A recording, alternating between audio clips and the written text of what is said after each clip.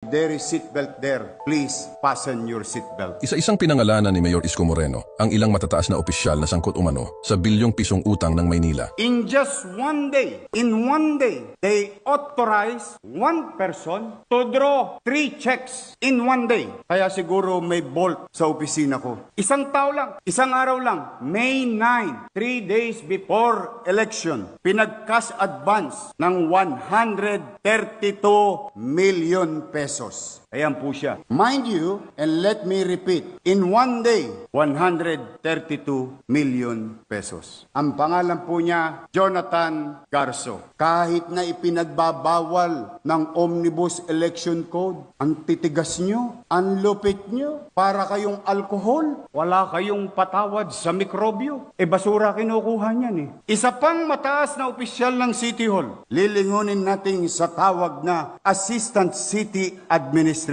Nag-transfer ng malaking pondo from General Fund patungong Trust Fund. Yorme, wala naman pong masama doon. Nag-transfer lang pala. Anong ibig kong sabihin? Gumastos ng 683 million sa Trust Fund at bawa. Hindi tama. Hindi otorisado. Nung mabubuking na, inutusan mag-transfer from General Fund upang ibalik sa Trust Fund. Ang pera, 683 million pesos. Ayan po siya. Joy Dawis Asuncion. Anong buwan? January to March. Nang walang authority. Ibig sabihin, winawaldas natin yung trust fund and the basic concept of trust fund, that fund has dedicated or merong takdang gamit. Nagalaw. Kung saan ginalaw sa mga manonood, pumanatag kayo, aalamin po namin yun. Sa kasagsagan ng eleksyon, isang empleyado ng City Hall, ang pangalan Fernan Bermejo, nag-cash advance ng 641 million pesos, Councilor Jong Isip. Kasi baka nagtataka kayo, bakit walang pambayad sa 10.2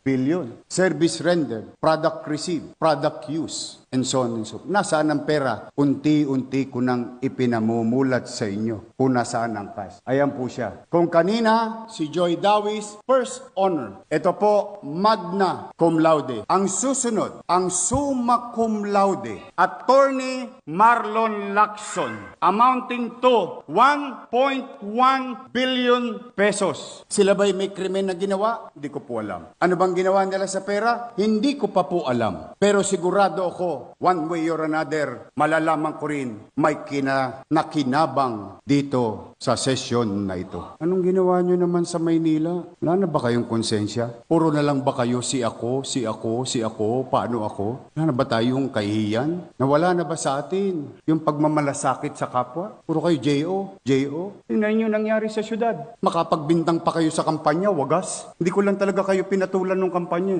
Bakit? Ipinagpasa Diyos ko. Bakit ipinagpasa Diyos? Ang hirap ng paliwanagan, ang taong nagtetengang kawali. Salamat naman sa Diyos. Awang-awa ko. Totoo lang. Magtatatlong linggo na ako hindi mapagkakatulog. Paano babangon muli ang Maynila? Sa 10 bilyon ang utang natin, ang pondo natin, 20 bilyon. At the rate we're going, our PS services amounting to 60% of what? Of 20 billion? That's 14 billion. And you still have about 6 billion. And you have a bayarin at 10 billion. How can we operate? To these individuals, whether you are still in the City Hall or not, I'm ordering you to submit your truthful liquidation report in accordance with the government rules and regulation. You know the drill. You know the consequences of what you did. Para po sa kaibuturan ng ating mga kababayan. Pumanatag kayo. Baka maitanong nyo dyan habang nagko-comment kayo sa Facebook. Anong gagawin sa kanila? I already stated it. We'll just focus on first things first. The garbage crisis, the peace and order of the city, and we will go after them.